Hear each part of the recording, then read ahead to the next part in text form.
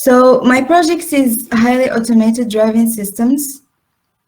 And first of all, I would like to inform you that until now, this project is still ongoing and I didn't get any concrete results. So that's why I will just give you an idea about what I am working on right now.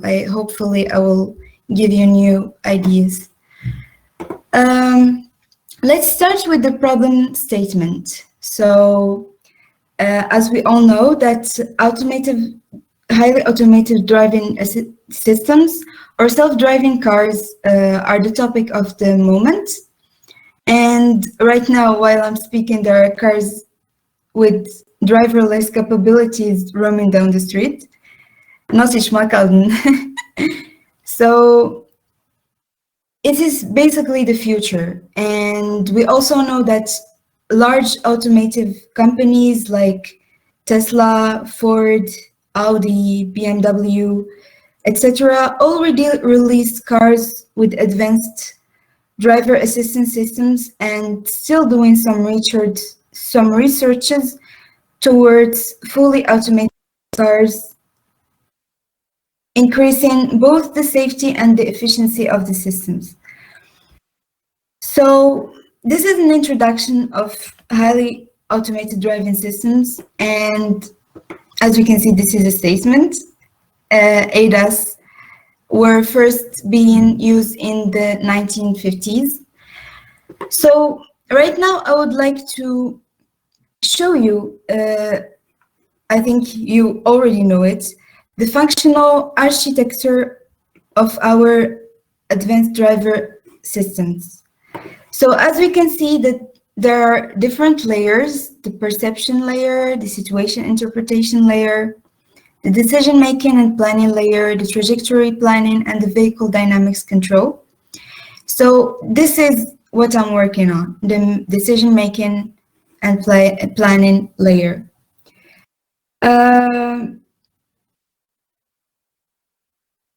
This part is actually, this part is actually a very challenging part, and it is still under development. Why?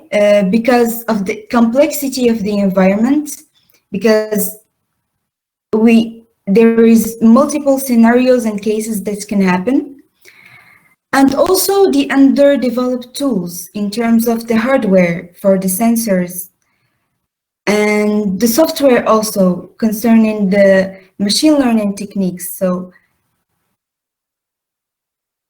still, the biggest goal is to be able to perform highly automated driving tasks in the most complex areas, like urban areas, for example. That's where decision-making comes in hand. So that's all about my problem statement, is to be able to create a decision-making model for a highly automated driving system, for different areas. Right now, I will talk about the solution strategy I have adopted, both me and Mr. Frank. It is called the Markov decision process, or simply MDP. We can also call it MDP. I don't know if you have already heard about this, but I will get through this. The Markov decision process is, again, a method or a model for decision-making, among other models. So we decided to adopt, there are a lot of other models we can use, but I decided to use this one for decision-making. I will explain the concept and the different components of this process. As you can see, first, we have the states. Sorry again. The states are simply a set of variables. It means what differs from a moment to another moment. For example, what can differ from moment to another moment for a vehicle is velocity, acceleration, the distance to the target vehicle, for example.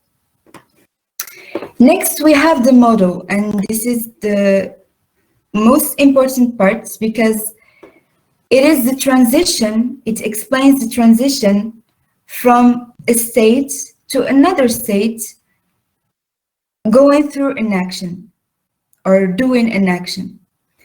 And it is a function of 3 variables, as we can see.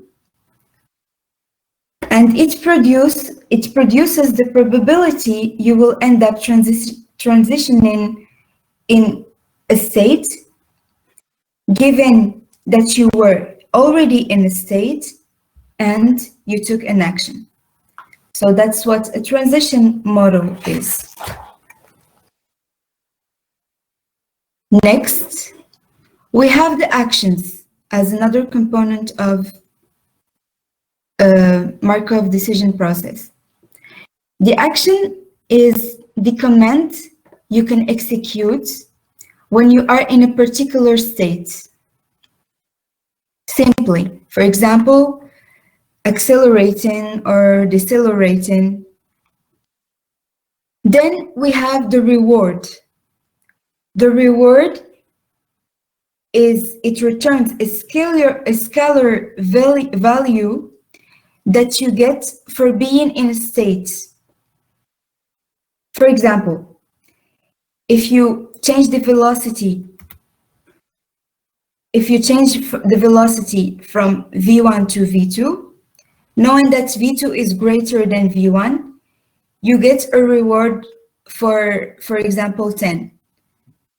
And it can change depending on the situation. So what I told you right now is the model or the problem, the Markov decision problem. Next step is the policy. Policy is the solution of the model or the problem. So policy is a function that takes in a state and returns an action. For any given, it means for any given state that you are in, it gives you the action you should take. So this is the decision-making part. What action you should make when you are in a state. This is a very important and special policy. It's called the optimum policy. It simply tells us that this is the state, this is the action you will take, this is the reward you will get from doing this action. And it gives us an idea about what is the best action we could take when we are in a state. So basically, the Markov decision process is an iterative model that gives us the decision we should make at any given time and at any given state. I hope you understood a little bit. So I will get through the next part, which is the hardware we are using in this project. Since we are a team of 2, we are collaborating both on this robot. So we decided to use the control board as a Raspberry Pi because of its strong computational techniques or capabilities. The sensors we have until now are the ultrasonic sensors, the line following sensor, and the LiDAR.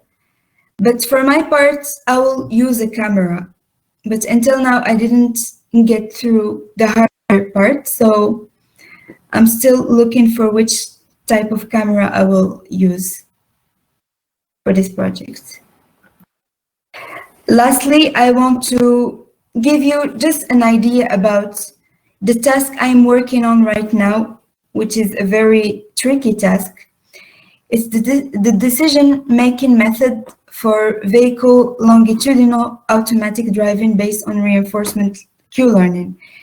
So what I'm using in this task is the Markov decision process, of course, and the reinforcement Q-learning algorithm for the vehicle longitudinal decision-making. So until now, I'm still working on it and I'm still doing implementations, again, without results until now, but hopefully in the future, if I get some, I will share it with you guys. So as a conclusion,